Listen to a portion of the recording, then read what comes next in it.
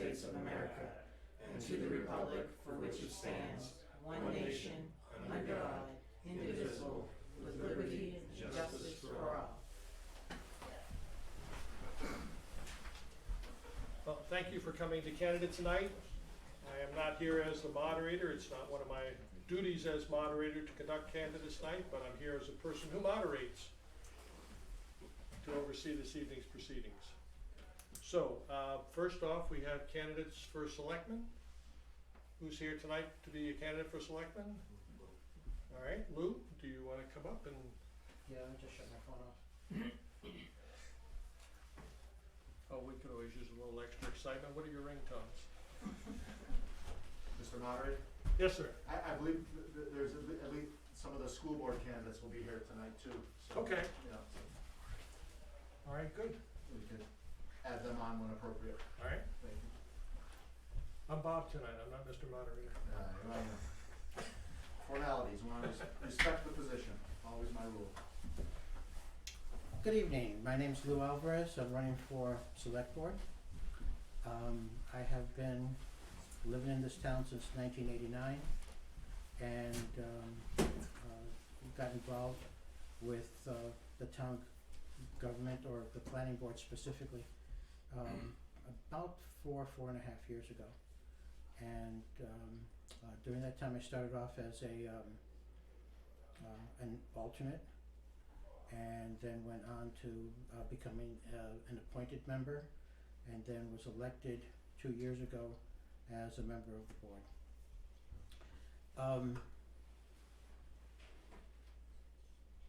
What I'm seeing with this town, especially over the past year, is that we're having a sudden spurt of growth.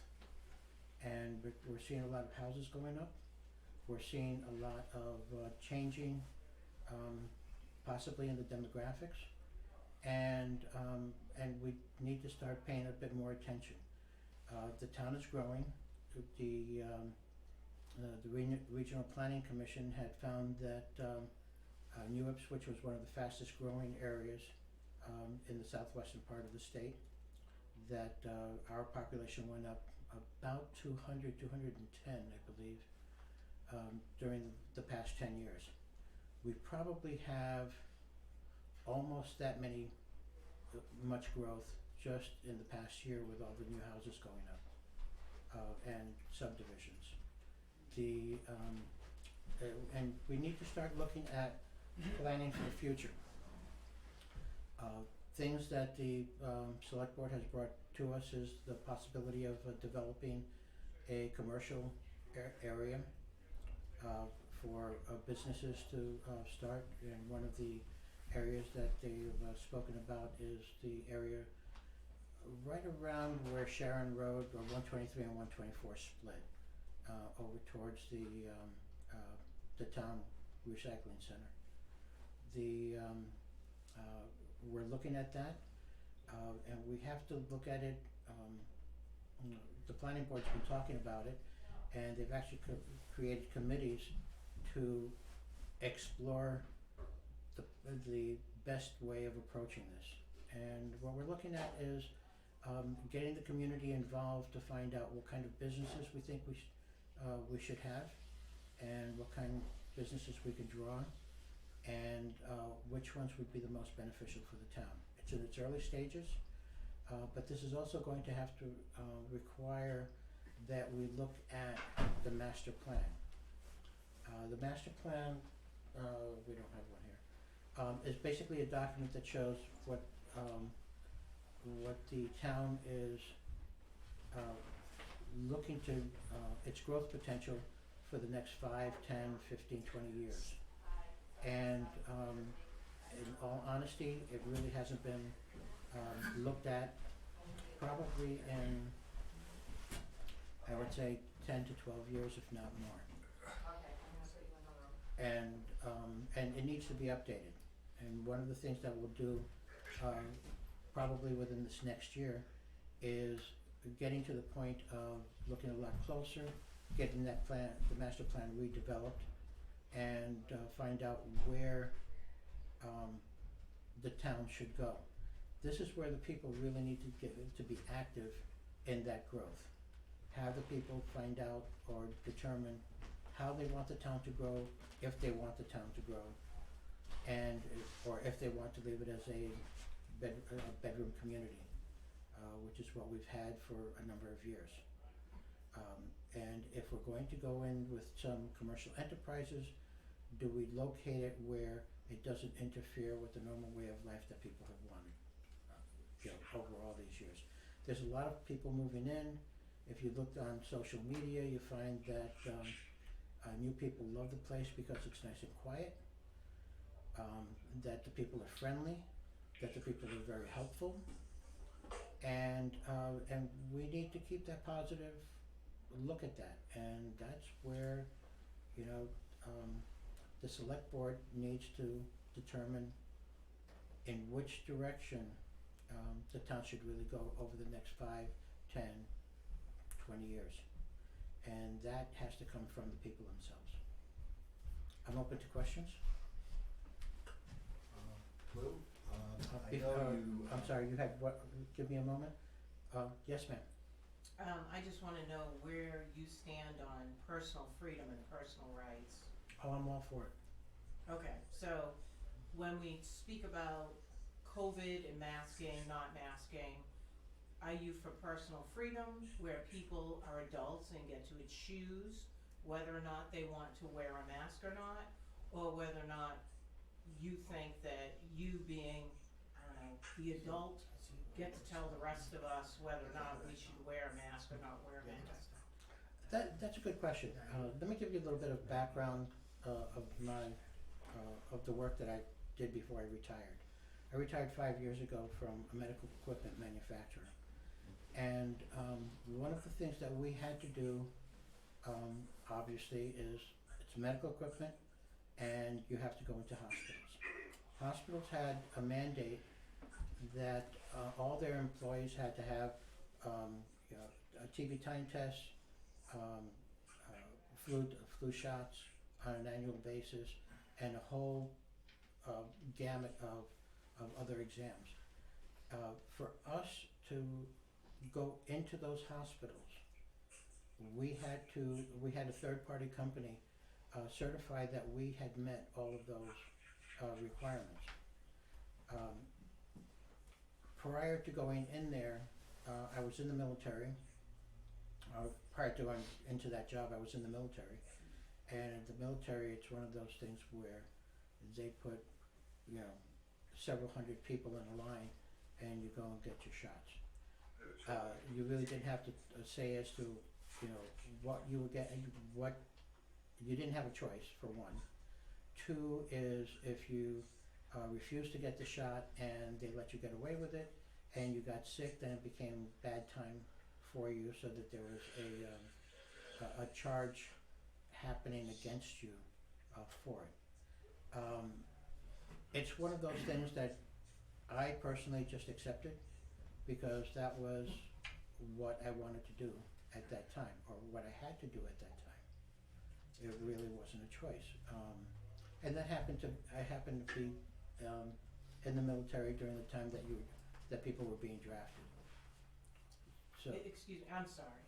See, but the thing is that history has already shown that the government has experimented on our military with lots of these shots absolutely. over the years, Yep. and military members have been very, very ill from these experiments. I have family members Mhm. that are damaged, permanently damaged, from lining up to get 4 shots. What I am talking about is the Constitution and my constitutional right to decide what is best for me. Yes, I agree with that. Okay, so my thing is that you, if you were elected, it is not your job to tell me what I can and cannot do. And I wouldn't do that. But you just gave an example, you started going down this road of how, well, all these people are lining up to do it, so we just went ahead and did it. Well, you know what? That's not me. I'm not for that, And okay? I've lived under racism, real racism, as a child, okay? I'm not going there, okay? You're talking about separate societies with people being treated differently, whether they're wearing a mask or not wearing a mask, which to me is not far from being black or not being black. And when you start talking about majorities, well, you know what? 2 wolves and a sheep deciding on what to have for dinner, okay? That's majority rules. The only liberty is if that sheep has a gun. Mhm. I never said that I would go for a mandate, and I don't agree. But you're going down Okay. that road with No, all this I stuff that said you're talking about. what my personal experience was. Mm-hmm. All right, and you're absolutely right. A number of us got shots, and they would never tell us what shots we were getting. Mm-hmm. And You're guinea you know, pigs. and we were, and you know, it came out later that we were guinea pigs for a lot of experimental stuff going on. Didn't know what it was, and didn't really care. We just saw that, you know, what the reaction was. But that's life in the military, and that's different. That's very different than civilian life. Not to interrupt, but that was the life in the military. I just want to make that clear. I'm an active duty Marine, moved to New Ipswich in 2020. I've been in 18 years. I retire in 22 months. I plan to retire here in New Ipswich. I can tell you, 18 years in the Marine Corps, that is not the way the military is. That might have been the way it was, but we definitely know what goes into our body now, and we do have a choice. We didn't when I went in. Yeah. Okay. And I retired from the military back in 1996. So you could take it back quite a ways from there. No, I would never mandate anybody to do it. We may just say that there should be other options, but if somebody doesn't want to wear a mask, that's their prerogative. Thank you. Yes. Oh, I'm sorry, Bert. Bert came first. I just wanted to note that, you know, I know you've traveled fairly widely. Don't you also hold a couple, or an advanced degree of some sort? Yeah, I do. We want to talk about, you know, your, I don't know, the skills you're gonna bring to the job? You know, management skills, engineering skills. One of the things that that I'm really good at is project management. My job with this medical equipment manufacturer was going through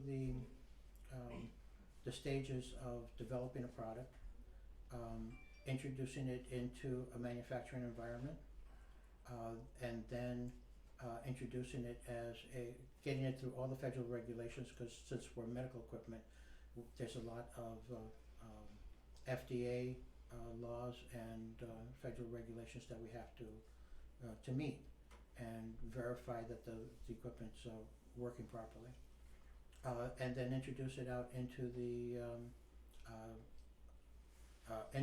the hospitals, and keep a close eye on it, and train the local field service people in order to fix it, and if they had problems going on. So we actually followed, or my job was the group of people that I worked with was to follow a project from its inception all the way to becoming a marketable product, and then support the work afterwards. Yes. Yeah, I've been on the Finance Advisory Committee for about 10 years, and Budget Committee for a few years. I've been very unhappy with some of the attitude that comes from people that are on boards, and that there seems to be one attitude is, well, the school spends so much more money, don't really bother with us because we spend the smaller amount. In other words, kind of like we should be able to get away with what we want. I don't believe in that at all. I think the school is way out of control. Doesn't mean the town is not at all out of control. And certainly, one of the areas that I cite is the capital reserve. Capital reserve is very much out of control. They spend a lot of money on that, and I've said this over and over, because number one, people have the attitude that we're just saving the money, so they vote for it. Then once it's saved, hey, it's nice and easy to spend it. And because they usually passes, they keep building it up, and I had to figure it was around 55% increase in a bare few years, and now I understand it's gone up some more.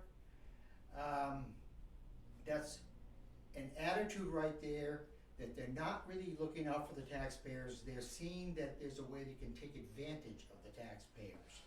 And I wish the selectmen would stand up with things like this and say, just because people don't exactly know what's going on when they vote, because they don't look into every little thing, doesn't mean we should abuse them. And another thing I don't like is the comparison is, oh, other towns are spending a pile of money, why can't we? I have the reverse feeling. I think we should spend a lot less and have the other towns that say New Ipswich can do it, why can't we do it? I have the opposite idea on that. Amen. And I also believe that just because, for example, a police department, and I do pick on that because it has been fooling the people. They keep hiring more officers. It used to be they wanted 24-hour coverage by Ray Broadley. Ray Broadley kept saying we want more cops who had 24-hour coverage. Finally, we got enough cops for 24-hour coverage. We don't get 24-hour coverage, and I don't care if we don't have coverage at nighttime. It works just fine. But what they do is they double them up during the day. Now I understand they want more police, or one or whatever more. It's like, how many do we need during the day, and at the same time, not at night? It's, again, this is abusing the taxpayers. I don't know if you understand there's somebody else running. Is he here tonight? I was trying to find out who's more conservative. You or the other guy? I'm on the line. I'm here on the line. Oh, you're online. Okay. All right. One thing I say that the two of the selectmen we have on here, I've been fairly happy with. My question is, are you just gonna battle with them two, and I'm gonna even name Okay. Jason and Sean? Why don't you wait until he has his turn? Okay. To be So- addressed. That's fine. So do you have a question for So- Lou? Yeah, who's more conservative? But, Well, no, it's a question for Lou, not a joint question. What's your question for That Lou? would be hard for me to answer because I don't really know would you- Mr. would you- Alvarez. Okay, would you be willing to work with the two selectmen that we have on there, Absolutely. saying that Bert is not gonna be on? Absolutely. Because I think they have some, Yeah, I'm going to- some concept what I'm talking about. I'm going to take each individual thing that comes up, and I will study it in the same manner that I did, in my engineering job, and I will give an honest opinion and an honest vote to it. Am I conservative? Yes. The part that you're talking about, it's my understanding that right now we have two officers certified and one more that's in training. And for a town of 5,200 people, I remember at one time going back to the FBI puts out a document as to how towns should build their police department. And their recommendation at the time was that you have, and still is, one patrol officer for every 500 people in town. We have never, ever approached that number. Yeah. We haven't even come close. I hope not. And the thing that you have there, and that's your opinion, there's other people that may have a different opinion. It's one of those things that there are people that do get annoyed by some of the things that go on in town at night when you can hear them from a couple of miles away, just peeling out and doing donuts somewhere because you see the marks afterwards, and we really don't have anybody to cover that, and you can't get 24-hour coverage with 3 patrol officers. You can have one on each shift, but what backup do they have? Because the other towns that are surrounding us don't have 24 hours, Why do we have 7 days a two week. during the day then? My understanding on that was that there are a lot of calls that come from the school. And there's one person that's always going to be probably doing, well, right, you know, right now we've got 2 new trainees and 1 person with experience. So, go figure. There has to be 2. The trainee cannot be trained without somebody else on there, and that happens during the day shift.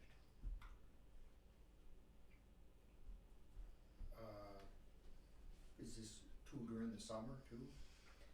When there's no school? They just came out of the academy during the summer. The 2 new ones. Yeah, I think it's an excuse for it, but anyway, I like somebody who looks after the taxpayer. Absolutely. And I also strongly believe if nobody did look after the taxpayers, we'd be even a lot higher than we are already, and we're not cheap taxes in this town. You know, I haven't looked, and nor have I had access to the accounting of what this town does, and because there is no reason for somebody outside of the government to have that information. You were part of the advisory committee, so you did have access to all that accounting. I was busy enough trying to do the best that I could with the planning board. There's only so much work that you can do. If I get into this new position, then, you know, my focus is going to change to find out, you know, the fiscal responsibility of the government towards for its people. Jason? Yeah, what would be, like, one thing you really want to accomplish if you're elected? Having been a member of the planning board, the growth of the town, to have the people's input on how they want the town to grow, where they want the town to grow, and what's the best way of getting there. So It's you'd for like, what the people want. so you'd like to really see the master plan updated, that's one of your things. That's a start, but you know, again, that master plan doesn't get updated unless we have input from the people. Because we need to figure out the route to go. Yes, ma'am. So, with the updating or expanding of the town, who's paying for that? Because I just moved out of a city, they used my tax dollars to build a stadium, to build apartment buildings, to build this, that, the other, and my taxes were going up, up, up, up, up. Mhm. That's why I came here, cause there's nothing here. You know, there's nothing here. I think the school budget is way out of control. And I'll be Sure is. speaking my mind about that, but I want the least amount of taxes as possible. I think that government is too big. I think that everybody working in government should have to bring, just like school kids, their own paper, pens, everything else. We should be cutting like nobody's business. Nobody's business. It is absolutely ridiculous in this climate that there is so much spending. Agreed. So what are you gonna do about that? Unfortunately, I can't do anything about the school budget. I know you can't, but I'm talking about the town. I said the town. The town itself is, take on fiscal responsibility and make sure that every dollar is there and it's well spent. And we don't spend any money that is not necessary. No, I wanna know if you are going to go into public-private partnerships. That's what I wanna know about. And define that, please. Okay, so Joe Smo, he comes in and he wants to build some little strip mall. Are you gonna give him a tax, some sort of tax deduction, or are you gonna throw money at him or give him some kind of loan on my money? No, That's what I wanna know. this town's too small for that. So, because you're talking about a master plan and, you know, maybe having business or whatever, I wanna know where that money is going to come from. For the master plan itself, Not just Or- for the master plan, but also for whatever cause you were talking about, well, some businesses and this, that, and the other thing. Are these people gonna have to bring their own cash? Absolutely. Yes. Okay, that's what I wanna see, where you're coming from. No, we're not using public money for that. We can't. Yeah, in response to these people, growth in town, people coming in, Excuse me? in response to people moving into this town and you Yeah. wanna work with the people that, you know, the growth and so forth. Mm-hmm. I mean, it's very obvious, when people come, a lot of people, what they do is they don't like some of the taxes or whatever in Mass, they come move up here and then they try to make our state into Massachusetts. I've That's seen what that. bothers me. I've seen that. And Yeah. that I'm from bothers me also. Massachusetts, I'm not trying to make this place like Massachusetts. I think you're the. I was a stranger in a strange land down Yeah, I there. think you're exception, yes, and I like that. Yeah. I was a No, prisoner. I agree. You know, one of the things that, and this was quite a number of years ago, that I remember that we had an influx of people coming up from Massachusetts, and the first thing that they wanted was more streetlights. And I want the 2 taken down that are on my road, I wanna know who's paying for them.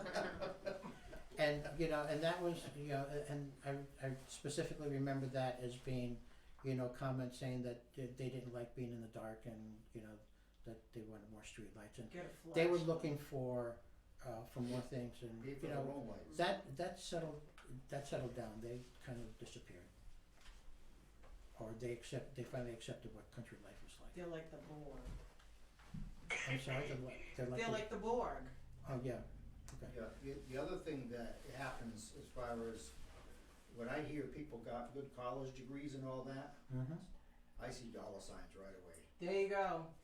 Ka-ching, ka-ching. You know, the average Joe that just hard working stiff that's out there working and that's the kind we need in government. You get these people with all these degrees and know how to stifle the people, stiff the people for higher taxes. I was, I'll get to I'm you. not gonna apologize for my college degree, you know. No, and I'm not, You can have a college degree, but I know a lot of the people that have college degrees. Are we asking questions of the candidates, or are we pontificating our political views? I'm Thank you. speaking for the taxpayers, no, you're speaking for yourself. and I'm for my taxes, Mm-hmm. yes. Do you have something, Mike?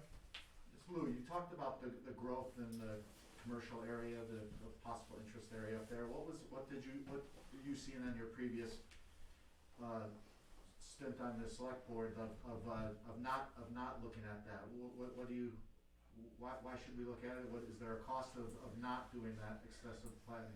Well, you know, right now I don't know, and that's where I'm looking at. We're growing, and we're seeing a lot of people moving in here, and they're coming from someplace else. I don't know what kind of, you know, demands or what they want from the government, what they want. One of the constant things that I hear is that, and you know, having Dollar General and Sonny's move in has abated that somewhat, but you know, to go shopping, it's a 20-minute drive to go to the grocery store, Country life. and that's what country life is like. You know, if you're moving into a town, you must look around. I mean, I looked around. That's why I moved here. Yeah. I'm like, great, there's nothing here. There's nothing they can spend my money on. This is fabulous. You know, so I'm sure that other people must do the same thing. You don't just go and drop down, you know, $300,000, $350,000, $400,000 on a house and not look around. Oh, absolutely. Well, So, I mean, some if people you're do. coming here and expecting there to be a Mall of America, Again. that's absurd. Yeah, that's my home moves to Ipswich, actually. Are we ready for a second person? I got one more question. Where are they planning to build this? You said it was down by the oh, curve. this is that's not even in the planning stages yet. One place that was mentioned by the current select board was over by where the town dump or the recycling center. Okay, so by that curve over there. Where curve.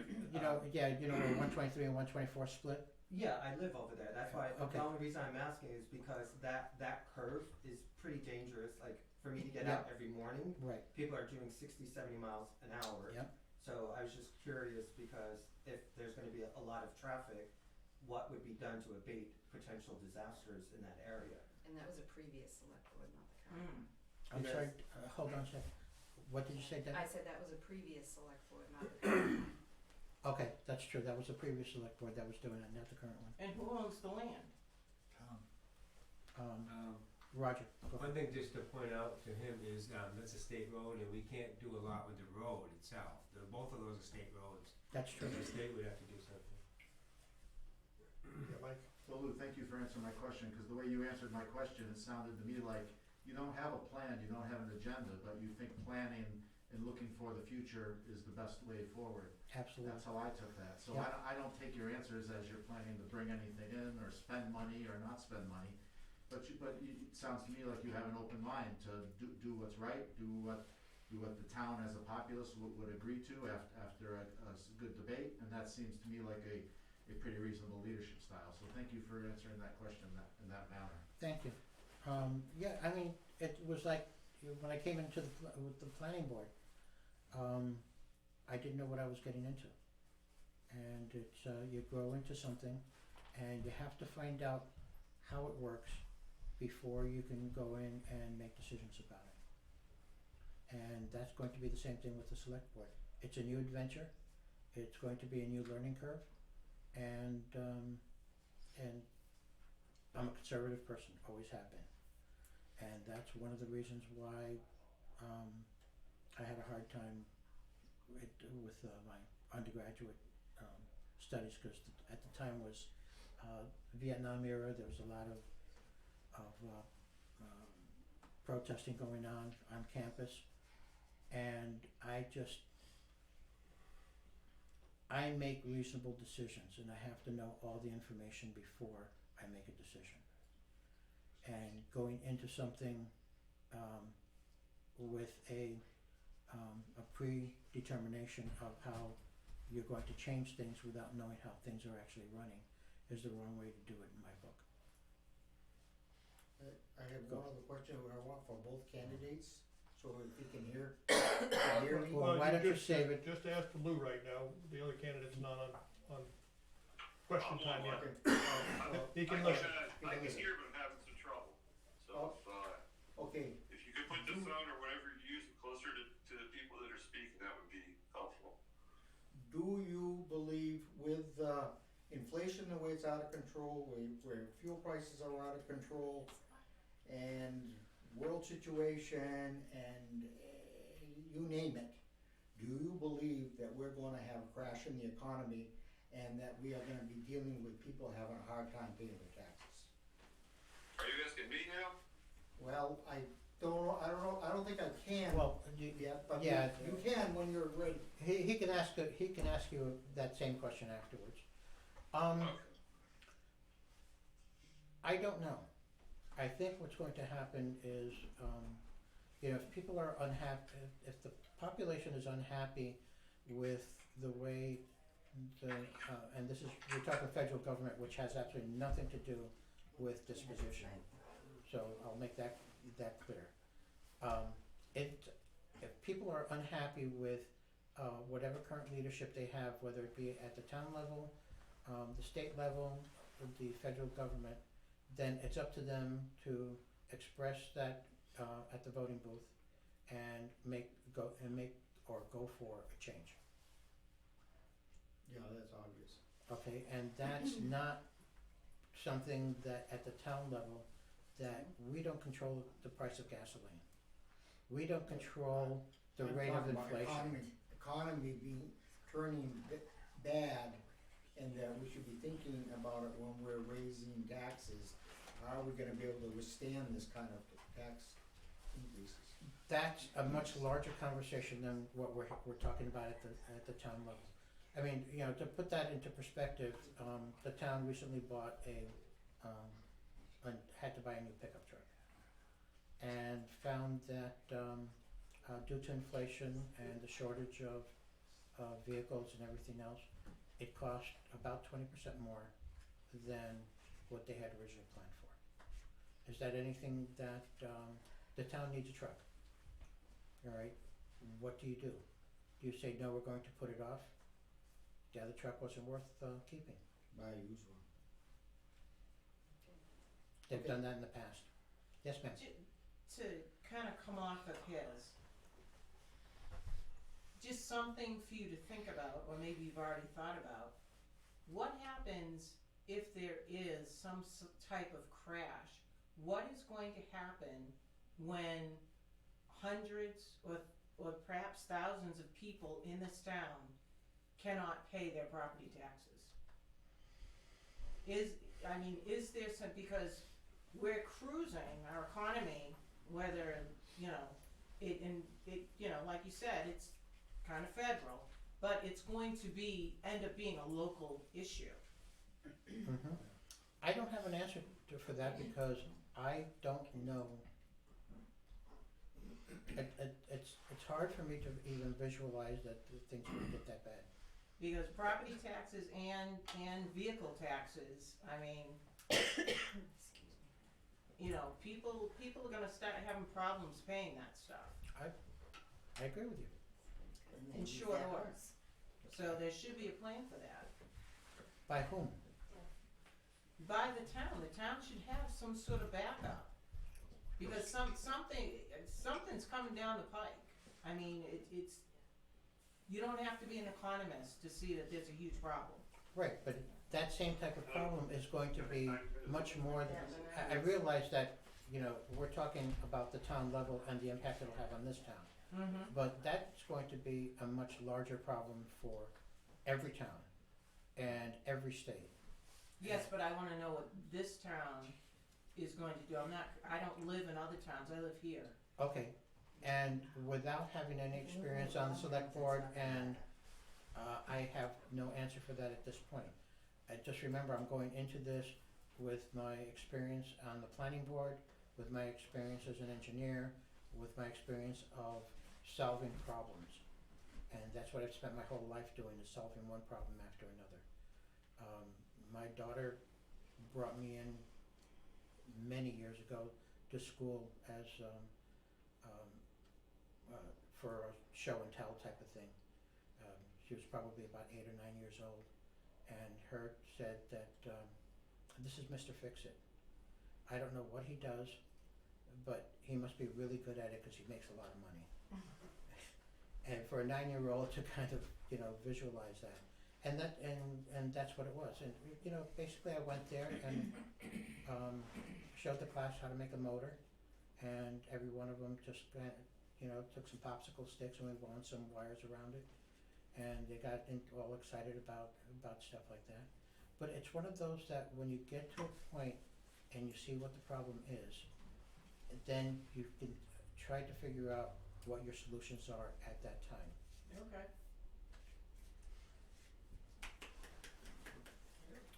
Alright, Okay. Anybody else? any other questions for Lou? Right, Debbie, what did you plan to do here? So this is John Severino. He is also a candidate for selectman, and I'm gonna put him next to the mic so the recording can hear him. Still there, John? I'm here. Perfect, okay. Can you hear me? Yes. Oh, great, okay. My name's John Severino, and I've lived in New Ipswich with my wife and son for about 1.5 years. We moved up from Massachusetts, Groton, and we like it very much. I like the character of the town. We moved to New Ipswich because it's a nice rural town, and I would like it to stay that way.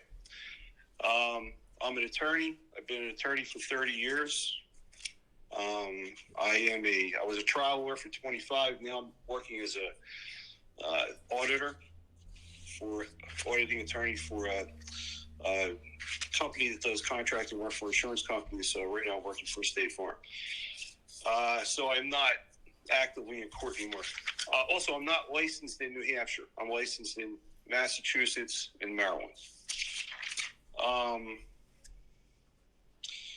Now, I've been listening to the questions, and I'll tell you, I came here with just 3 points I wanted to talk about, 3 issues. And I don't want to sound like I'm parroting, but the first thing I wanted to say was, given the current economic climate climate, which has been artificially made worse by certain people in Washington, I would say.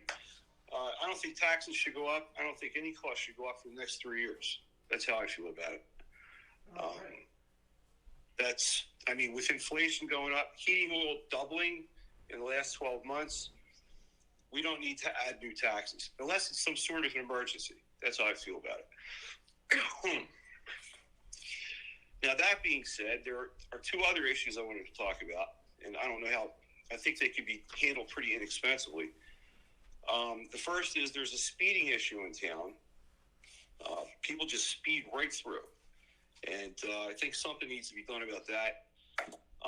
And I would love to have a traffic light at the intersection of Temple and Turnpike Road, where the market is. But I know that's expensive.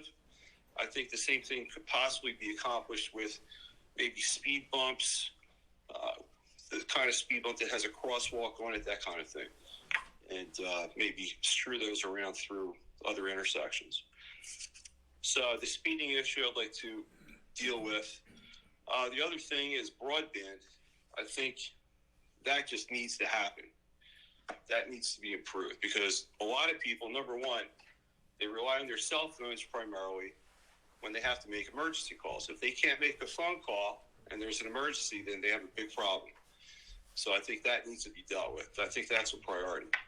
Also, a lot of people work at home now. And, good Wi-Fi, good cell phone, good services is very important. A lot of people moving up are working at home. And I'm one of them. I don't want to sound like I'm pursuing my own interest because my service is fine. But I know there are spots where people can't get access. So I think we need a new cell tower. I know there's been talk about a new cell tower. Just going through the old minutes and so forth, I see that there's been some progress with this Vertex company, and I don't know where that is now. So I would do my best to get broadband increased and improved in the town. And I would do my best to put in some physical solutions to the speeding issue. And again, I would want to do those things as inexpensively as possible. And as far as I'm concerned, with inflation, I spent no new taxes. And as to the general economic questions that I heard, I think things are going to get better in November. All right, any questions for John? Mr. Severino, have you served on a government board at any point? No, sir. That's good. Have you read the? I'm not a politician. No. Have you? Well, some of the boards are not political. Have you read the town report? I've skimmed through it. I haven't read the entire 90-page report, but I will. Okay. I've read the master plan, and I think the master plan was to keep the town as rural as possible. I'd like to stick with that. I moved up from Massachusetts, and there's an old saying that when people move out of certain states where they have an issue into states where the issues do not exist, they bring the issues with them and recreate them. So I'd like to not see that happen. I don't see any reason to commercialize New Ipswich. People didn't move here for a commercialized little town. So that's how I feel about that. Yes. So my issue is, you're moving up from Massachusetts, but you want to bring Massachusetts with you in the form of street lights and speed bumps and other things, and spend money to do it. No, I don't want to bring Massachusetts. Rural towns don't have those things. They just don't. It ruins the town. I think that that's absurd. I think that you can put up one of those, those "you are speeding" signs with a little flashing thing. That'd be fun. Yeah, that's another good one. I like that. I do Those not devices want are good. stoplights in the town. I didn't move here for that. And you are talking about spending money. So you're already spending money, but you said you're not going to raise taxes. So that's kind of, I don't know. Well, I think, for instance, that one intersection where the market is, I think it's a pretty bad intersection. I mean, the traffic problem is nothing like what it is in Massachusetts. And believe me, by the way, I do not want to bring Massachusetts up with me. There's a reason I moved out of Massachusetts. So it doesn't have to be a stoplight. I know they're very expensive. And maybe not a speed bump. Whatever other solution we can come up with. I like the "you are speeding" signs idea. I think they're way cheaper, and maybe one or two on 124 going each way, north and south, would do it. But there's definitely a speeding issue. I can see it as I drive around town.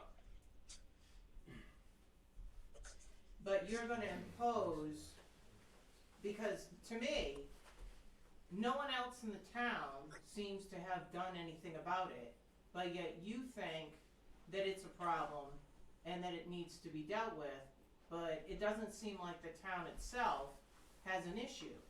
So Okay. you are being board-like in bringing that forth, because otherwise they would have done something about it by now. All right, well, it's just my opinion. It's also a state road, so that might be a little bit difficult to do a town thing. Well, however we can get it done, maybe get the state to put some money up for it. But, one thing I've learned in my career is to be persistent and to dig up facts that can be used to get your goal finished. And I think I'm pretty good at that. Mike? You see the speeding issue as a safety concern in town, and that's why you think that there should be a community solution to reconcile it? Exactly. I think it's a safety issue. There's an old saying that you don't get a stoplight at an intersection until somebody gets killed. I'd like to see the stoplight or whatever device we use come in before somebody gets killed. Preventative forethought. Interesting. Thank you. So there's no personal responsibility where people learn to be patient and wait and be courteous, and rather you have to put something in to be Big Brother. Well, being in favor of law enforcement, of reasonable laws, is not being Big Brother, in my opinion. I'm very pro law enforcement. Yes, I'm sorry, I don't know your name. Josh. Josh? Do you know how many accidents have taken place in the last year at that intersection? I do not. So where are you basing your determination that is dangerous? Is that just on perception? If that's the case, my tax dollars personally, and the reason I moved here with my family and a small child is not for you to spend my money based on perceptions on what you believe is best for us, but more what my voice says and my vote says and what the community says. And that's one of the reasons I moved from traveling all over this country, recently from North Carolina to this small town when I had all of Massachusetts and all of New Hampshire to choose from. I chose this town based upon a lot of the small worldness and how quiet, how secure it was. And we talk about we need all these pro law enforcement. I mean, I'm military 18 years. I'm pro law enforcement too. Hoorah. But I'm in this town. I've been here for 2 years. At some point during this time, this past year, we only had one police officer. I haven't locked my door the 2 years I've lived here. Like, I'm not overly concerned with crime in this town. So all I ask is that, based on your perception of stuff being dangerous, please, listen to the voices of the people. And if there's not factual evidence supporting the changes, there's no reason to spend money and make those changes. Mm-hmm. Well, sure. I'm just giving you my opinion. And it's based on my perceptions. It's true. And I don't have documentation. I just drive around and I see what I see. I see people tailgating all the time. I see speeding all the time. And I don't know that hiring more police officers is the way to handle it. I think devices like "you are speeding, slow down," the flashing light is a lot cheaper.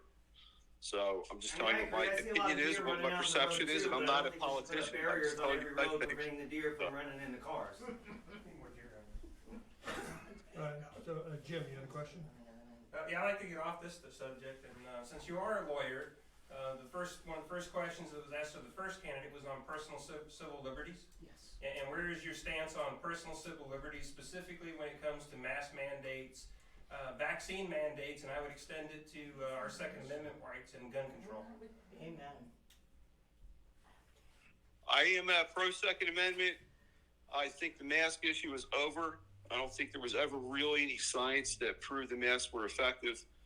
I don't think they're needed anymore. I think I saw a report recently that said that cloth masks were 90% ineffective. 90% of particles got through them. I just think it's over. I don't think we need them anymore. That's why I don't wear them. That's my personal opinion. Do you And have as any for personal laws in this freedom, town to protect people and their civil liberties from people infringing on that? of course, this is United States of America. And I come from a family of veterans. Unfortunately, I couldn't get in because my eyesight was bad, but I tried to get into the Army after high school, and very disappointingly, I could not. So, I'm kind of old school patriotic.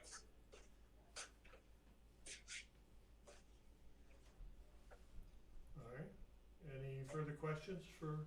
No, I've got just a statement. Oh, okay. Okay, one, in response to, your question about accident, the Southwest Regional Planning Commission put out a report recently as to where the hot spots are for accidents, in this town. And they defined, that curve that you live on, Yeah. was like the number one spot. Right. Was it? And one of the top three was the market, so And- there is data out there Yeah. if you dig it up. No, I completely understand that there's data, and I Yeah. appreciate that. That wasn't my point. I'm not saying I don't think it's dangerous either in my perception, right? My point was, let's Gather not. facts. Yes, like let's gather facts before he only had 3 points to bring in tonight, right? Mhm. 3 points. So that was his pitches. If one of those points has no facts to back it and you haven't done the research on it, but you're proposing that to me and want my vote, I want to know what you've done. Okay. You know what I'm saying? Yeah, but if you were concerned about. Yeah, I'm Thank you, proposing I that we appreciate look it. into. I'm proposing that we look into it. I mean, we can do. I'd like to do the math and see what is the most economical answer, cost-effective answer to this situation. I think there is a situation just based on my observance. I drive around town a lot, and I'm basing my opinion on what I see. So it needs to be looked into. I'm not saying I want to get in there and start charging you guys more taxes so we can get more devices immediately. And, I couldn't do that. There's a planning board and there are other selectmen, and I wouldn't want to do that. So it's a democratic process. Yes. Well, since we talked with the other gentleman about the master plan and making room for mini shopping plazas or whatever and businesses, what is his thought on that? Yeah, I'm against that. Why is that? Because I like the rural nature of the town. I don't think it needs to be commercialized, and I think that would raise people's taxes. All right. Any further questions for John? Yes. I do have one. John, you said that you won't raise taxes. Do you know how the tax rates are set in the town? Did you? Yeah, it's property taxes. Whatever's not covered by fees, government grants, and so forth is covered by property taxes. It's actually, I learned myself this year, sitting through the budget sessions. It's actually a pretty complex process. Mhm. And it's hard to guarantee that you won't raise the taxes or need to raise the taxes for something. The state actually sets the tax rate. Yeah. Yeah, well, if we implement things that need to be covered by property taxes, then the property taxes will go up. Right. Right? Am I right about that? Well, there is a Yeah. town component, but there's a state component as well, and a school component. Yeah, but what I just said is correct, right? Yes. Okay. Brian. Yes, it basically, I know the answer to it, basically involves just spending the money all the time. It's a very simple concept. You can juggle it all which way you want, but if you spend a lot of money, it's gonna raise your taxes. And, the town of Jaffrey is a good example that I've looked at and been there a lot. they have a lot of industry over there. They have Millipore, which is a huge complex. They have a lot that would help their property taxes, and their property taxes are a lot higher than ours. And it comes under the simple idea is that nobody much over there is fighting too hard on the taxes, so they keep getting away with it. It's a prime example when nobody fights. And I have a relative of mine who's over there. His house is nothing extravagant at all. It's a basic house, and his taxes are over $8,000. This is the result when nobody cares about people's taxes. Okay. Any other questions for John? All right. What other candidates do we have here tonight? Thank you, John. Thank you, John. Thank you, Oh, John. dude, my pleasure. Thank you. Lynn? Deidre? All right, do you wanna come up? Sure. Let's kick off a new round.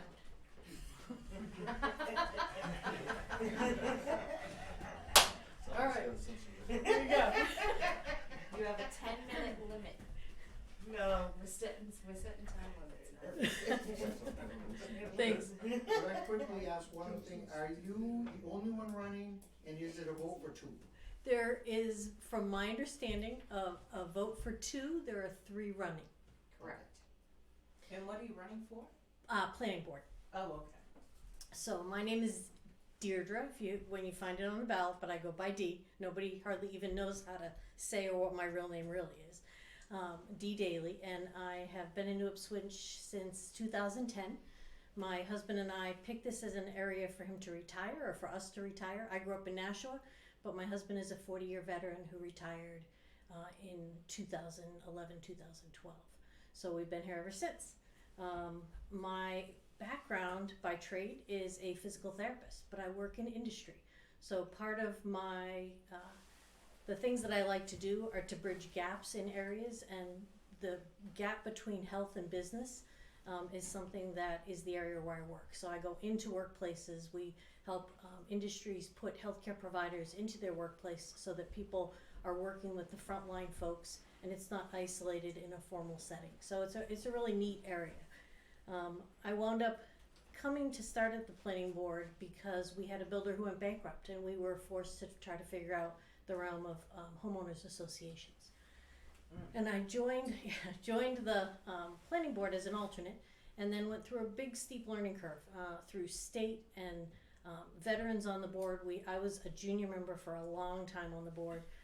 Feels like forever. It's only been 7 or 8 years, but I spent 3 years as an alternate, and then came onto the board in the role of a board member, and then became vice chair, and then about 10 months ago became chair.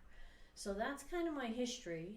Most of my background is state training, local training, and then some listservs that the state has, and then working with some of the attorneys that we've dealt with and things like that. So let's see, what fun things do I have to tell you? The planning board is an odd creature. There's lots of regulations that seem bulky, and yet when there are folks who want to build and there are folks who are afraid they may be impacted by that building, we become the neutral group that tries to find a way to walk the line of regulation while also making sure we protect other people in the community. So that's kind of where we are. We sometimes write regulations. We've written some regulations related to driveways and excavation and people moving stuff on their land and things like that. So that's kind of the realm of where I fit into the planning board. I can't think of anything else fun and exciting. It's not like the planning board is incredibly sexy, but during during COVID, I guess I might as well lead with this because it's going to come up. During COVID, we were able to host all of our meetings initially when the call was made virtually. We did review plans with developers, with architects, or not the architects, the folks who do the plans. Engineers, thank you. And we were able to do that on Zoom. So we found a really decent way to work. It wasn't always pretty, but we pretty much had full attendance at almost every meeting. We had a full quorum, or not even a quorum, a full board. By using alternates and things like that. We have one of the strongest alternate groups in the community. And we were able to continue our business. When the state of emergency was dropped and we could do in-person and hybrid meetings, we were the single board that I know of that chose to continue hybrid. We had members of our group that are in their 80s, lots of health problems, and so we made the decision to try to compromise as best we could the members of the board and their safety. And how do we do that? So for 2 meetings, we actually asked for everybody to be masked, and everybody unanimously agreed to that was on the board. When we didn't have folks that felt compromised, we didn't have that requirement, and people were allowed to either wear or not wear masks at their comfort. So we did what worked for us, and we tried to figure out, there was never a time when it wasn't a unanimous vote that I can think of, because we listened to each other and what we needed and tried to be considerate of that. And so therefore we didn't have a lot of the contention that other groups had. Now that wasn't to say there wasn't, because we were different, there wasn't contention, but I don't think we've had a mask mandate, and people have kind of walked in and seen somebody in a mask and said, do you want me to wear a mask? It's your choice. So we tried to find a way to make that work. So I might as well just preempt that and say we were a little different. We were the different group in town. But it was largely, there was only 2 meetings where we actually had a mask requirement in place. So with that, I'll take your questions. Yes. That's the reaction I always get when I go to town meetings. That's If you don't okay. do that, then that means I'm not doing what I'm supposed Okay, to do. I'm with you. I'm with you. I'm not a big believer in rules. I do try to find loopholes as where we can. But go ahead, hit me. Okay, are you familiar with Agenda 2030? It was first Agenda 21. No, Okay. I'm not off the top of my head. No. Okay, I so- consider myself pretty savvy, but no. So, there is a group, they're into global warming, climate change, and what have you, and they want more and more land to be put under the auspices of conservation land and taking Okay. water rights Okay. and whatnot in towns. Okay. And making areas right to farm communities and things of that nature that sound good, but when you delve deeper are pretty insidious. Okay. So my question is, for instance, if on my property, and I don't think it would ever happen, but if there was ever some industrious beavers that decided to build a mass and flood my property, is it my right to be able to keep my property, or am I giving it over to the beavers? Conservation That's a question. That's not a planning board question. I got you. So let me try this. Let me try this. Having beavers on my land, I know some of the stuff, and we can talk afterwards. Okay. Not the purview of the planning board, but I think where you're coming from could be in that regulation writing. Yeah. So, do we write a regulation that says you're going to lose your land, or it's automatically going to become conservation land? And we don't have that philosophy in town. One of the Okay. things that I will say, though, is there is a strong conservation commission, and it is funded so that they can buy that property, but it becomes almost like they are any other person buying property. So Okay. from that perspective, I have to say I think it's fairly fair. There's also talk about the fact that is traditional current use a manifestation of allowing people to hold land instead of paying fair market value. There's a lot of writing on that, and again, right now I'm comfortable that the town's position is good, which is you don't just go and say, we're going to take something away from you in that regard. So it's more than just tradition. There's, for everything, like we've been talking about the commercial district, investigating. There used to be a hardware store in town, it's gone. A lot of people would say, hey, wouldn't it be nice if I didn't have to go 16 miles to get nails when I moved to town there was a place to buy nails. So I think we should investigate it, but we've been very diligent in looking at how we look at growth through the lens of, It isn't, commercial districts aren't all they're cracked up to be, and they, if you're not careful, you start to lose some of your tax base and vice versa. So that's why you heard Lou say we haven't really taken a position, because we're trying to really deeply explore the issues that are, to get under the talking points for what's really good for the citizens, and then the master plan guides all of that. So one of the places I think we're gonna find that the master plan has been asking us to act, that we've been probably a little insular about, has been recreational facilities. That people in the last master plan said, maybe a little less safety infrastructure, keep it going, but also add the recreation. And we've had a big push for seniors. And I didn't bring this up in anything that I've written recently, but we have stuff for youth sports, but we've not excelled in doing things for people over 50 or 55. We've started to do, before before COVID, there was some pickleball clubs that started. People loved it, but we haven't really explored adding to that and maybe merging and doing some planning with the recreation department. Sorry, I'm just going on here. Can I just have a Yeah. heartbeat? So then the flip side is lot size, since you're on the planning board, lot size, and whether or not, like, I like last year I was reading about the FHA, I think it was pushing down on small towns to change their lot size and also to change their zoning and planning to allow for multifamily, low-income housing. Mm-hmm. Okay, I moved away from the city Yeah. to get away from that. Well, and I think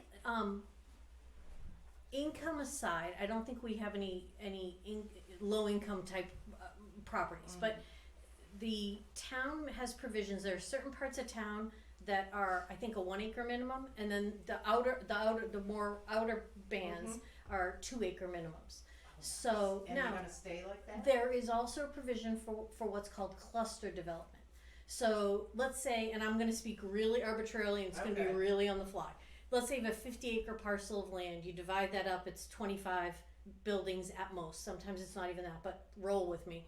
And Okay. you could put them in a smaller area and have more conservation land around the outside that everybody then owns. So common land, yeah. So it's called like a condominium complex. Yes, but you still have the same overall density, but you may develop on a smaller footprint. Gotcha. But it's not, the whole town is done that way. There has to be then parkland, woodland, what have you, or as the common land. Essentially, it's X amount of people per acre of land. Right. The net still stays about the same. Now, don't hold me to all those numbers exactly, No, but but that's I the just want flavor. to make sure that it stays like that. Yeah. And Yeah, that there's that no is intention- something that Right. that you believe in. Yeah, yeah. And that we, you don't believe that in bringing in, making smaller parcels and low income housing and the town that did kind of start accessory dwelling units, and that was a state mandate that people could have more reasonably priced housing by expanding a barn or an addition that could house additional people. But that was a state the town set regulations, and then the state mandated it. So we were in compliance. If anything, we're probably a little bit more conservative with some of our regs. So thank yeah. you. By the way, I thought that there was gonna be a hardware store put on up at the mall. I think so too. It might be like Sunny's. It's just going to take a while to get launched. I don't think it's launched yet, has it? Sunny's could be I a hope mini they'll get Walmart. one, because I don't wanna run all the way to Bellpates either to get something. And my husband wants a pharmacy, so there's room for a little bit of stuff in town. But Parker's opening one, owner's house. She's Yeah. opening one. anybody else? Yeah. You've done a marvelous job being on the planning board, and I appreciate all your work with the gravel pits. The rock tour. We get to do rock You tours. get, Just you you know. get your tour yearly. The only concern I have is you travel a bit for your business. Yeah. For your work, I should say. How has that impacted your work with the planning board? Yeah. The first couple of years, I was traveling a lot. When folks asked me to be in the vice chair position, I was really hesitant. But what's been nice about the Zoom feature is that we are able to bring people in who are out of town. So literally, until this past month, I don't think I've missed a meeting. I might have missed one in a year and a half because we've had the Zoom functionality. So, but what it means is that because we have to have a quorum physically here, it means that we have to then count votes and say things like, okay, Dee's gonna be out, cause I try to be in person when I'm in town. If I'm out of town, then we just say, all right, do we have enough people so we can still have a meeting and do business? I was on vacation for the first time in a very long time, marital maintenance, and Lou was able to chair the meeting, so it's the first one I've just totally missed. And I think it's good for the board to have succession planning and not always be run exactly the same way every time. I'd like to add something. Sure. Having worked with Dee over the last several years, she has incredible organizational skills, and the stuff that she comes up with is just out of this world. I am a planner at heart. And yeah. And unfortunately, the plans don't always go as planned. And you know, I can't say enough good about her. Thanks. All right. I'm off the hot seat. Thank you, Dee. Record time. Thanks, Dee. And it wasn't even 40 minutes. Sweet. I was starting to worry that we weren't gonna be home till 11 So, I was thinking 12. do we have any other candidates here for school district? Yeah, school board. All right, come on out. I believe the two candidates are Rachel Anderson and Yep. yourself. Yes. So my name is Dr. Philip Damiani. I moved to New Ipswich about almost 2 years ago. I'm running for school board. I actually tried to run last year, but unfortunately I missed the deadline and to register in New Ipswich, and this year I was able to do that. The main reason why I want to join the school board, so my background, I'm an embryologist by trade. An embryologist. Okay, I make test tube babies. okay, Okay. that's what I thought. Yeah. Thank you. And I sat on a board in Essex Vocational High School, that's in Massachusetts. I'm a strong believer in making sure that our kids come first. I feel that sometimes the current school board may not necessarily have our children's best interests at heart. I've been listening to everybody talk about the town, but what I haven't heard so far is sustainability, right? We are all going to basically either retire or die, and so we want to make sure that our kids are going to either stay in New Ipswich and not move out. So if we don't have a strong school district, we're not going to get new people coming in, and the town is basically going to fade away in a sense. And I think it's really important. I mean, when I look at the testing proficiency in the town, I was pretty shocked, in the school I should say, I was pretty shocked of where the school currently stands compared to the rest of the state. I feel that the school board needs to work with our superintendent to make sure that we can actually get the proficiency testing higher for the kids that are currently enrolled. And whether they're going to college or not, we should be also offering real life experiences. So if someone chooses not to go to college and for the school to provide preparatory courses and so forth, if they chose to go down to a more commercial avenue, I think that the school board should be working with the schools to try to get them real life experiences, whether it's learning how to do financial planning, how to do their taxes, all to give them a better head start once they leave the school district. You mentioned that you have a young daughter.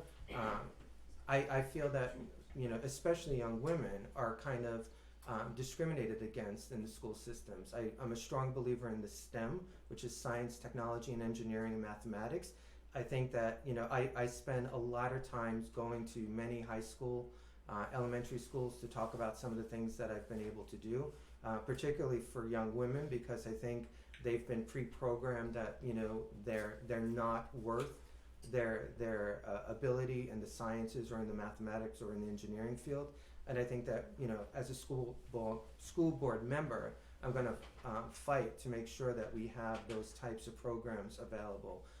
In regards to taxes, I have a green belt in Six Sigma Lean. So in case people want to know what that is, it's basically, I've worked in the biotech industry for years, and I go through many companies and I weed out non-value added So basically, I go and say, is this worth paying for? If not, we don't need it.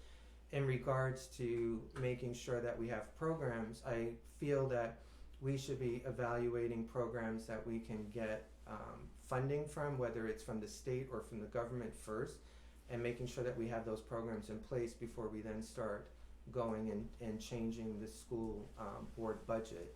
That said, I think that, you know, everything that's in the budget right now is worthwhile. You know, there are certain things that we do need or that's lacking in the school system. One of the things that I find, and this was personal in a sense, is I've been made aware that there's been an onslaught of bullying in the elementary school, the high school, and the junior high school, but yet we have no program where we devote no money to those programs, right? That's not a safe environment that we want to have our kids growing up in. So I think that as a school board member, I'd like to see if we can take some of the money that's been earmarked to actually have some programs where we have anti-bullying systems in place to ensure that our kids are going to a safe environment when they are actually under our care for those number of hours.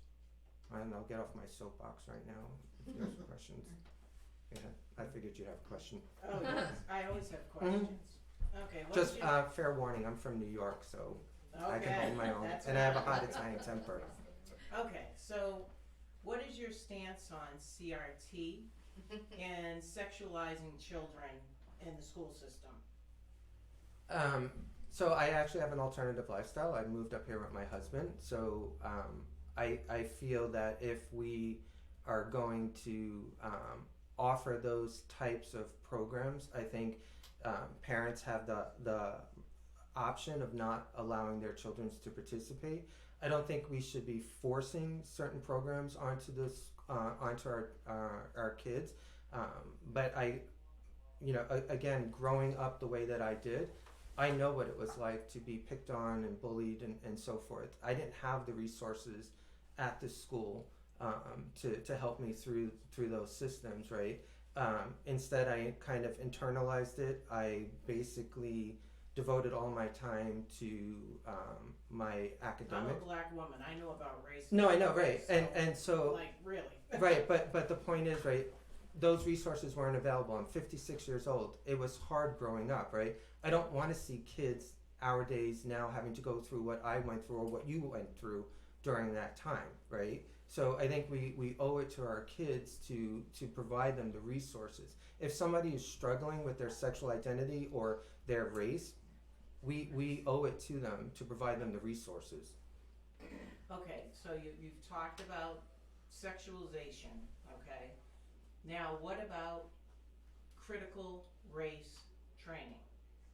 What Critical about race that? theory you're talking Yeah, about. theory, to me it's training. Mhm. You're training children to be racist.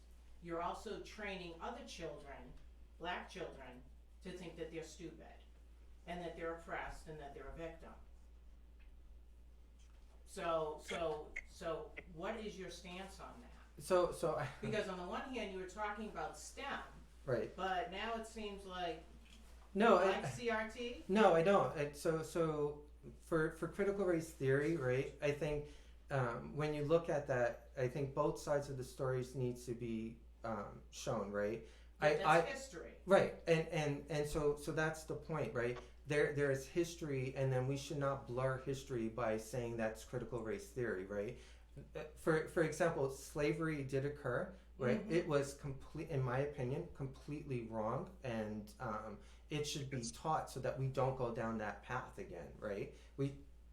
Yeah, well, I think what she's talking about, if I may jump in, so critical race theory, you say slavery is wrong, like I get that, and I just want to say first off, before I hit that, like I appreciate what you said, I actually have a 2.5-year-old son. My wife is. I'm sorry, I thought you said no, daughter. it's fine. My wife is a software engineer, works from home with her MBA. She got her undergrad in physics from a pristine college in California.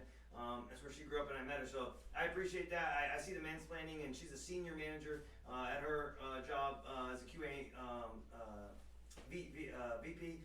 So I can understand it, and I've seen it all throughout her career. So I appreciate that, and I believe that needs to be in schools. And one of my biggest concerns here is the school town in this area, because if you look at Hollis, Brookline area, and you look at Amherst, and I mean they're tens, they're ranked like in the top 100 to 200 in the state. I mean, there's fantastic schooling. That's one reason I wanted to come up here for my last duty station and retire. I mean, the education up here is amazing. But like what she's saying, the critical race theory, that's my job as a parent. Like that's my job to teach my son. Like, you know, we're gonna teach history and stuff, but I think what she's saying is the way it's now being taught spread throughout the nation. You know, starting in the National Capital Region and other places. Like it wasn't, you know, the white is the almighty power, and these guys are oppressed just because their skin color, no matter, you know, what other race they are. You know, African Americans owned African American slaves. I mean, so it's not Exactly. It's not one versus the other, and that's the problem. They're not teaching that in history. They're teaching this CRT, and they're basically putting two races against each other and telling young African American and others that you are less because of what you are. You're never going to be able to be what this person is, and that's what she's talking about. That's indoctrination. That is zero. Yes, it is. Yeah. And let me tell you something, okay? Growing up, okay, I grew up in a small town, okay? And history, you know, we had Black History Month, and you taught the same five things. No, I know, same right, five people, all right, the time. yep. And they still do that, but the twist is that, you know, I grew up thinking that as a Black person, that Black people, being Black sucks, okay? Because Black people were victims, didn't do anything ever in this country, and it wasn't until I graduated from high school and actually started doing my own research. They don't teach that the very first slave owner in this country was a Black man, okay? And history is gone from one extreme to the other. A third of slave owners were Black people, okay? Black people were selling Black people in Africa, okay? So if we're gonna teach history, let's teach it correctly. Right, but I also learned that in school. Not with this twist that all white people are my oppressor. Right. I don't need you to look out for me. Mhm. I can look out for myself. Okay.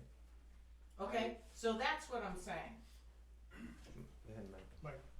Just to, question, just to assuage anyone's concerns, I asked the superintendent, I'm currently a school board member, and critical race theory is not taught or not planned to be taught as part of our curriculum in our schools.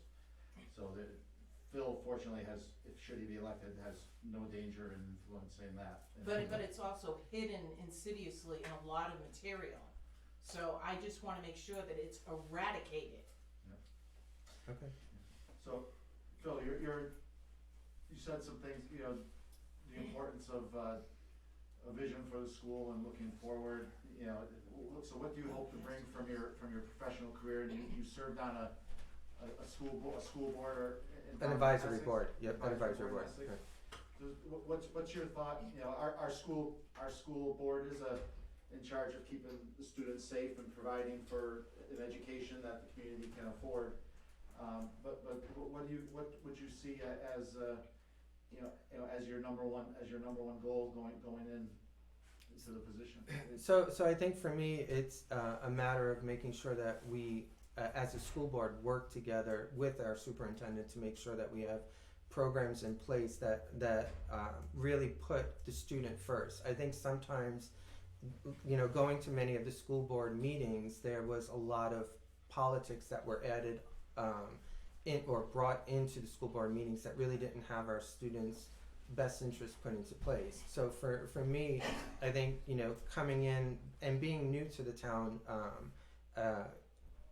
I hope to bring in really ideas and programs that really put our kids' best interests first. Like I said with the anti-bullying program, like when I had an issue with my son in school and I went to the high school, it was just kind of like, oh, well, that's just small town living, get over it. But it's not a safe environment. And he wasn't the only child. When I found out then there were multiple kids being bullied and nothing was being done. And I actually reached out to the school board and said, hey, you know, what does the school board do about this? And there was really, oh, we don't have a program in place. And that's kind of not a safe environment that kids should really be going to.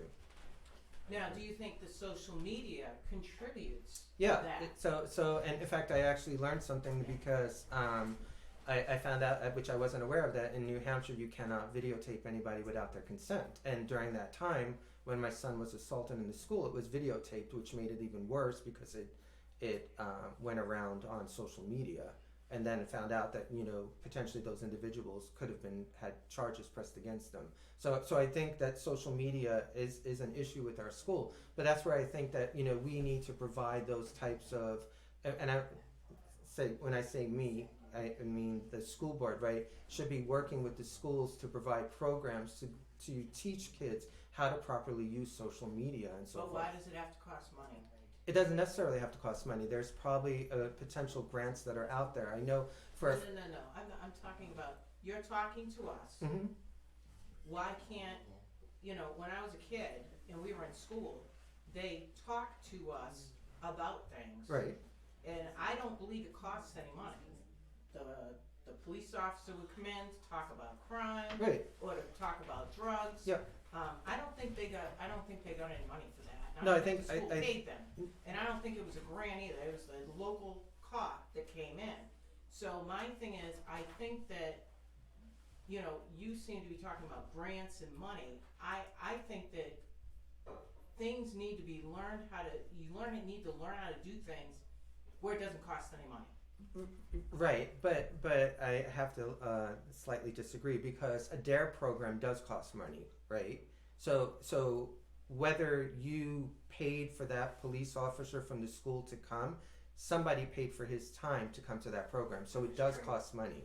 And it's training. Right, They- so cops so in it town does. that Dare qualified, they gotta go to training. Right. Who pays Well, it for wasn't that? called the DARE I paid program for then. it. It was just the cop came in. No, I know, It was but like, but what you're saying is, why does it have to cost money, right? So whether it's coming from the school budget or it's coming from the town budget, somebody is paying for it, right? So somebody would be paying for that police officer to come and speak to our kids about drugs. He's not, or she's not doing it on their own time. Then I think what let's- she's saying is find alternatives, find a recovered drug addict in the town that we live in and let him come. I think that's what she's Yeah, saying. so Yeah, somebody and- at a drug rehab, Right.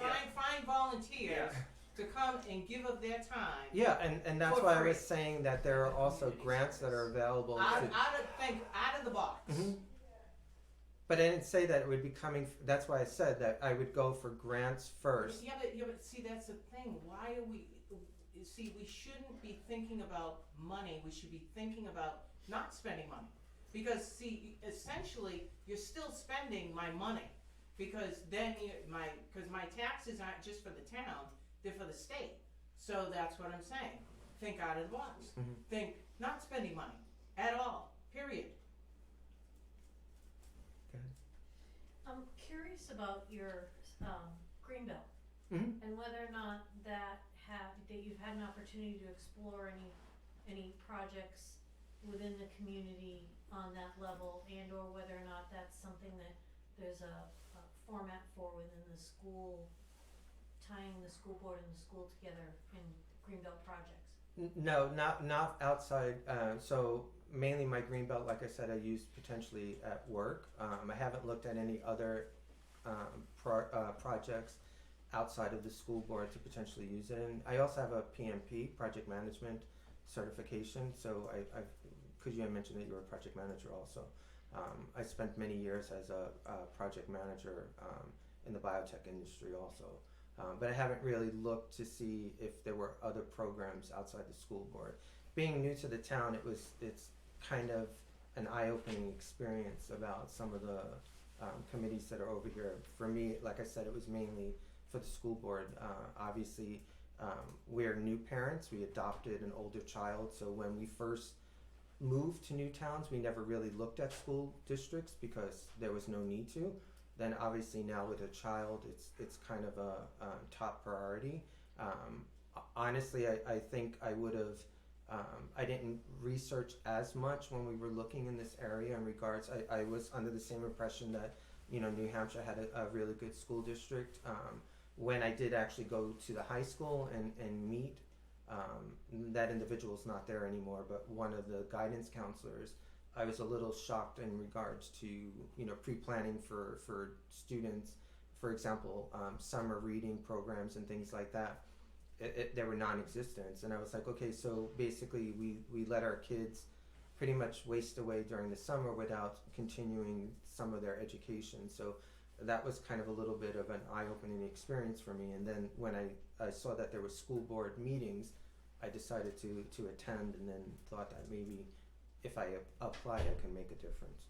It's interesting because hearing you talk about the failure mode of maybe discontinuity of learning, and versus I'm sitting here thinking, boy, we have a really fiscally conservative group, and wouldn't your skills be used there? And yet they're two sides of the same coin. So that's really interesting. Thank you. I appreciate that.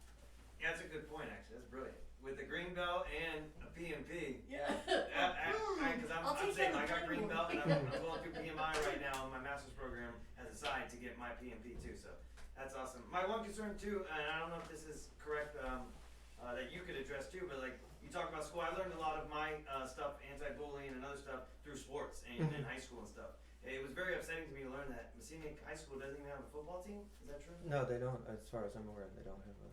Not that I know, there Mhm. was a club Yeah, that some people were in a number of years ago. I don't know if that still exists or not. yeah, there's, I believe fall soccer, and I think baseball is the fall sport.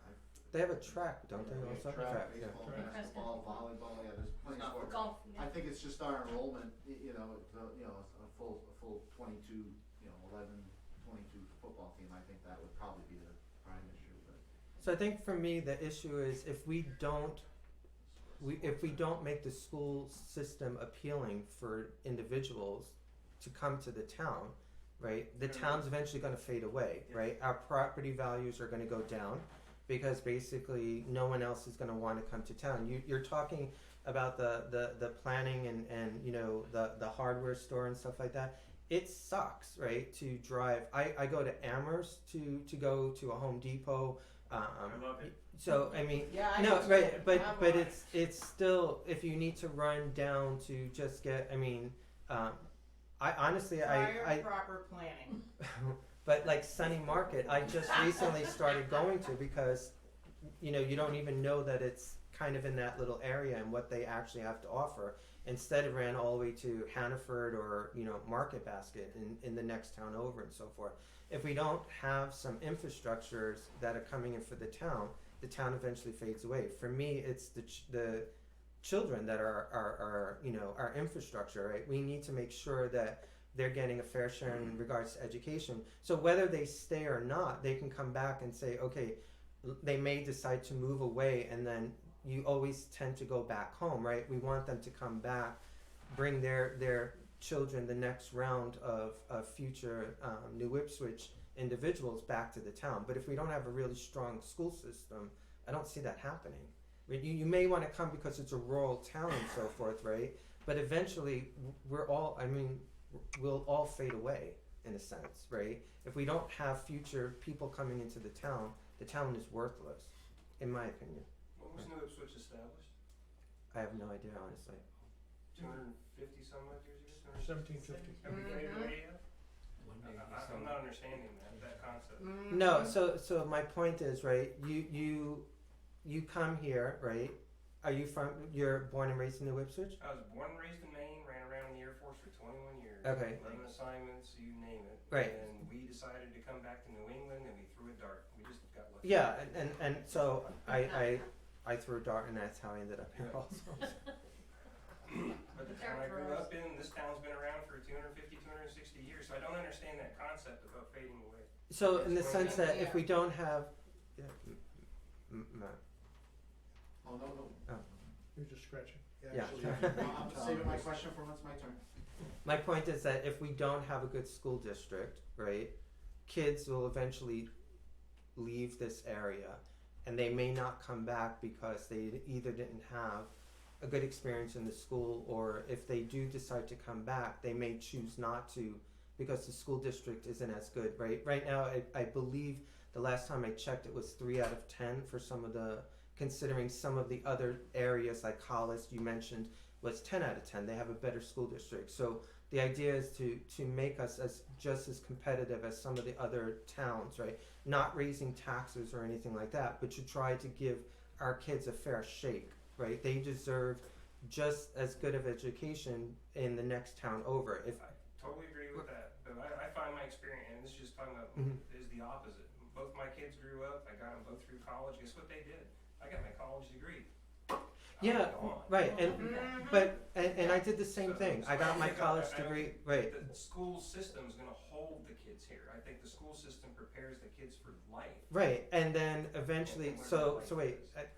so I ran as soon as I graduated college. I didn't look back, because I wanted to get out from where I grew up and so I'm forth. with you. 18 years. Right, old, but then I enlisted, first eventually- on the block with the kids. Eventually, I moved all over the world. I lived overseas for years, came back to the U.S., and where did I choose? I came back to the Northeast because that's where my family is, right? So I didn't go back to New York.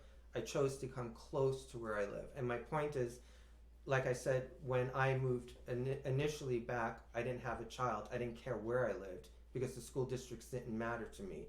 Now that I did have a child, now that I do have a child, that is the top priority. So what I'm saying is that if we don't do something about the schools, get it so that our kids have a better education, we may be missing out for those individuals to come back because they may say, yes, I grew up in New Ipswich or I grew up in New Hampshire, but I don't really want my kid going to a school district that's not going to give him a fair shake. I'd rather go to Hollis, or I may rather go someplace else. That's my point about the town fading away. Not physically fading away in a sense. We may not be able to get back the individuals that did leave, right? And it's no different than just like standard brain drain, right? If you don't invest into your town, a lot, what you described was brain drain. You get your college degree and you're out the door. Don't take that wrong. No, yeah. We need those programs. My daughter graduated Westland High School in Illinois with 16 credits. Graduated a year early, saved me lots of money. Mhm. I'm happy. Well, I'm wondering what you think of the New Hampshire, what is it, Education Freedom Accounts that was passed by the legislature? I'm not familiar with that. Sorry, I can't comment. Okay. This was allowing parents to decide what schools they'll go to. If they decide to go to a private school Or charter school or something like that. or charter, but I believe it included private schools, and I may be mistaken, that the parents would get a tuition out of the public education money pool. Yeah, I'm not familiar with that. I'd have to research that. Yeah. It's based on school choice. It's a school Exactly. choice initiative, so that parents can choose what school they wanna go to. And if they don't wanna send them to this school, they get the money that their child, that is earmarked for their child at this school, and get to take that money and apply it to a private school, or a charter school, or a church school, or even homeschool.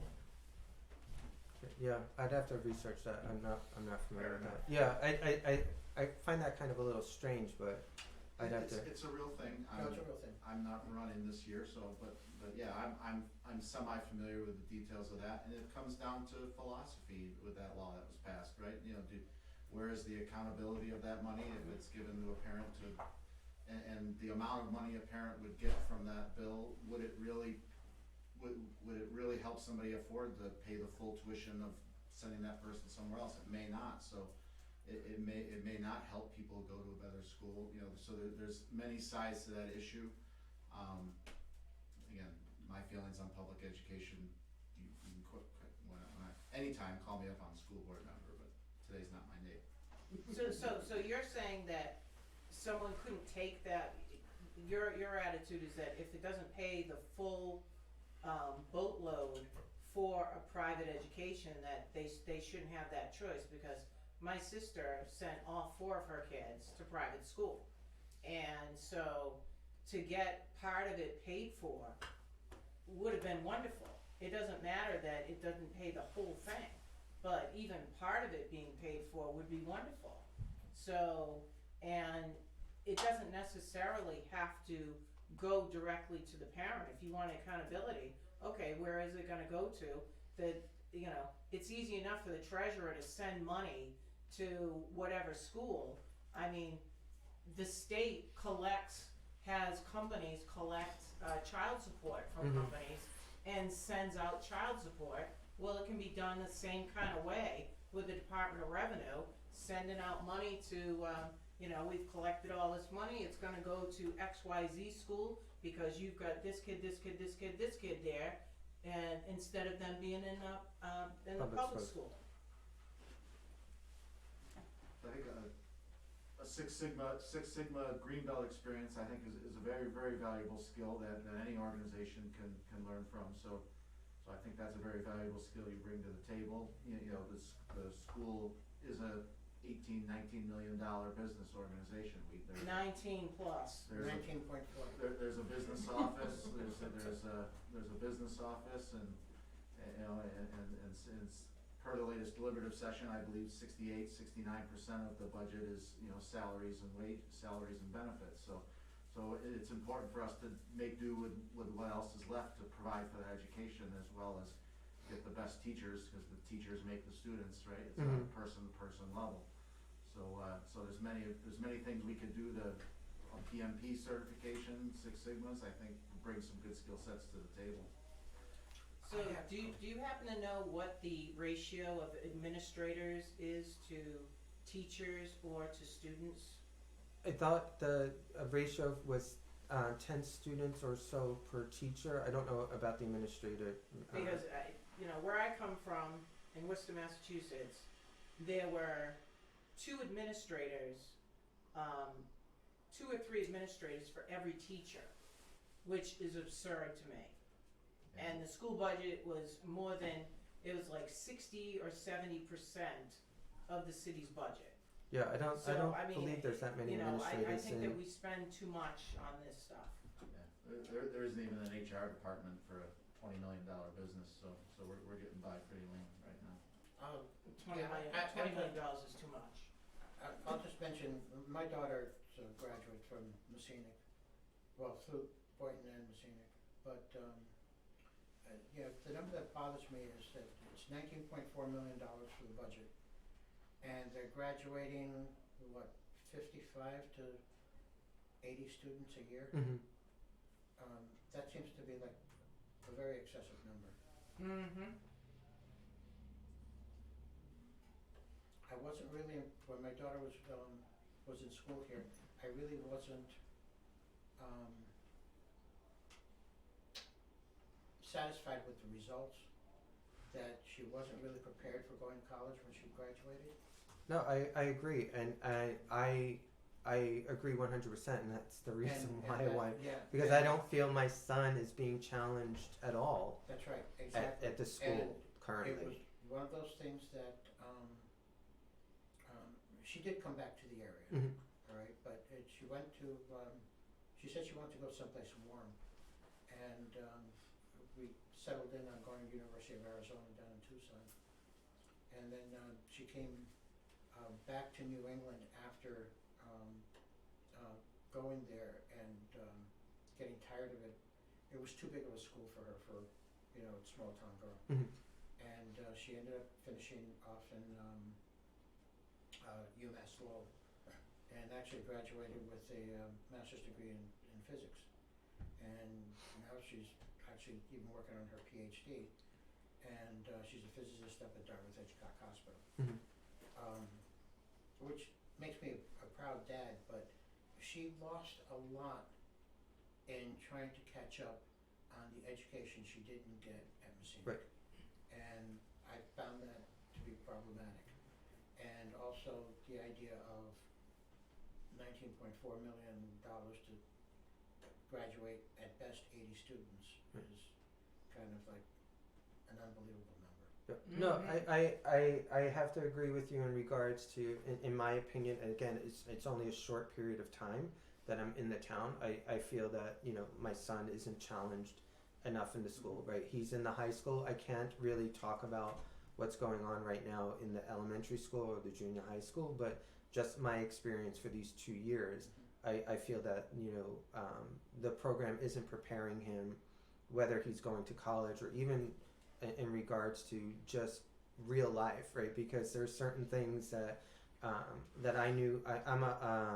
I grew up in public education, right? So I went to public school my whole life. I was fortunate. I skipped a couple of grades, but I did fine in public school. How I turned out career-wise and so forth.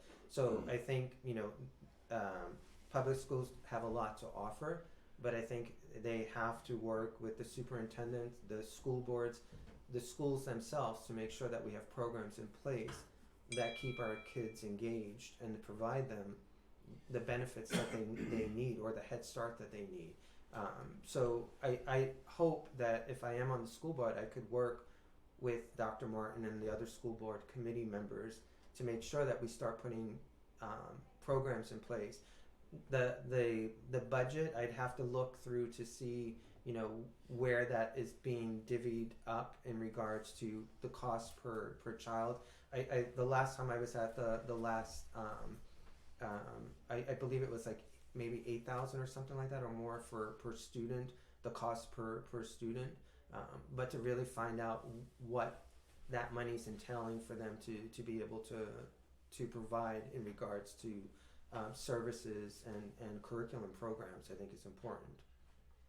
Okay, so, and I don't expect that, this is a rhetorical question, and maybe we can have this conversation over dinner or drink or something, but do you believe that the influence of the school has more of an effect, or is it the wherewithal of the individual that they want to become something of themselves?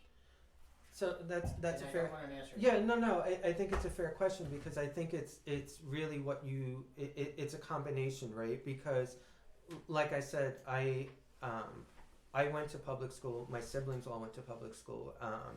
I was the only one that chose to go to college. My siblings had the same curriculum and so forth that I went through, and they chose a different path, right? My sister barely graduated high school. My older brother decided to go and work for UPS. And I'm not knocking UPS. And my younger brother is a subway conductor in the New York City subway, right? Yet I chose to go to college, get a PhD, get a master's and a PhD, and so why was I different? I chose to put what I wanted in that program. I took what was available to me in regards to the curriculum, but more importantly, what was available as extra curriculum that piqued my interest, and so I think it's a combination of both. If we don't have a strong curriculum for those kids to pique their interest, I think many of them are just going to coast through and look for, I just want to get my credits and get out, and in a sense. What do we do for those kids that want more, that are just kind of lingering there and feel like, because I remember when I met the guidance counselor, and unfortunately I can't remember his name, but I don't believe he's no longer there at the high school. I specifically asked, what does Messina do to prepare their students for college? What preparatory and his response was, there's the book, we give them the book, and they go and they pick out what school they want to go to. I was like, you're a guidance counselor, you should be guiding our kids, preparing them how to prepare for SATs, PSATs, and all of that stuff.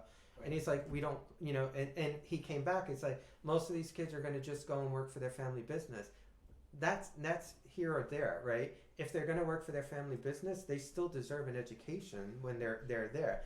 And if they choose to go that business path, we should be providing them some services or curriculums that will prepare them to go work for their parents' business. We shouldn't just cut them off to think like, they're just going to go work and be blue-collar workers. Who cares? They still deserve an education.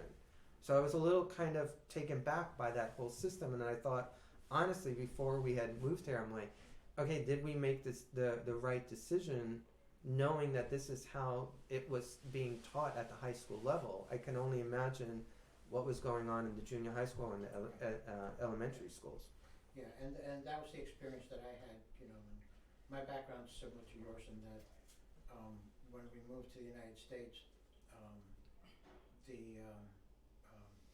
I was going to school in New York City also, just for elementary school. And, that's all I'm gonna say about that. Any other questions for John? No, Phil. Phil, I'm sorry. Dr. Phil. Or John. Or John, yeah. I've been called worse. All right, thank you very much. So just to complete things, the other positions on the ballot this year are cemetery trustee, nobody is running for that position, assessor, Danielle Sikala is running for that position. Supervisor of the checklist is Tina Hood. Treasurer is Carlene Wardwell. Trustee of the trust funds is Jim Coffey. Also for the planning board are Ray Somro and, I'm not gonna say John's name right, John Shumtoffel? Thank you. And I'm also running for moderator. I don't think I'll have too much to say about being moderator, other than I continue to take on the education offered by the state. And we look to do a good job with the resources that we have. There'll be an election on March 8th, so that's a week from today, 7 a.m. to 7 p.m. at Messinic Regional High School. Go to the back of the school into the gymnasium, that's where we vote. And then we'll have a state primary in September, so we'll be selecting congressional, Senate, and governor in those races, by party. And then in November, we'll have the general election for picking the people who represent us at those levels moving forward, as well as a series of county positions for Hillsborough County. And I'm Tina Hood, I'm the one running for supervisor of the checklist. Yay. Did you want to say anything, Tina? I think I've said a lot. I'm pretty sure people know what my views are. Down in Massachusetts, I was a warden at a polling place for about 10 years. The Republican Party put me there because there was a lot of voting fraud going on. They had, the voting participation was, at that particular place was, I believe, 395%, where 100 would be everyone voting. So it's a little skewered, didn't know where all the other ballots were coming from. So I learned very quickly that there definitely needed to be some supervision in that polling place. And I also learned that there was, I never, up until that point, I never understood or knew about election fraud. It absolutely blew my mind. It absolutely blew my mind. It is imperative that voting lists are kept up to date. Those that are deceased need to be removed from lists. Those who have moved need to be removed from the list.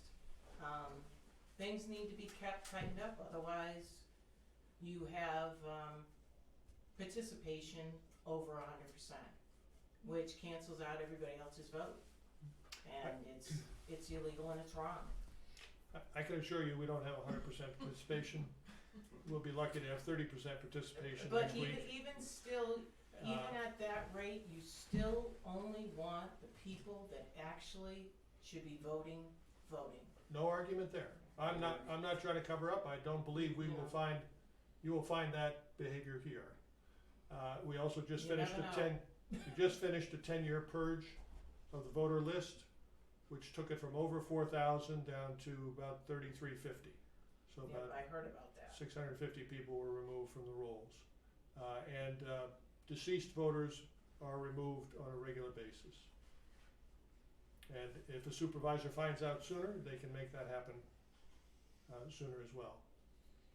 The other thing that I should announce to the public is that you want to check to see what party you're registered for in preparation for the September primary, because a lot of people went in as independent, selected a party, and did not change back.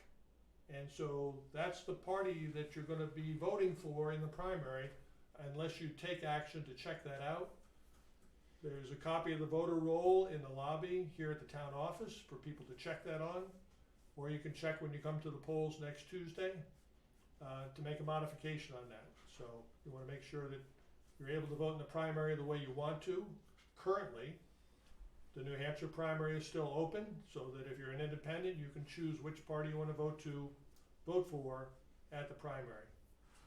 There are discussions about changing that in New Hampshire, but they have not changed yet, so stay tuned. Thank you very much. It's been a wide-ranging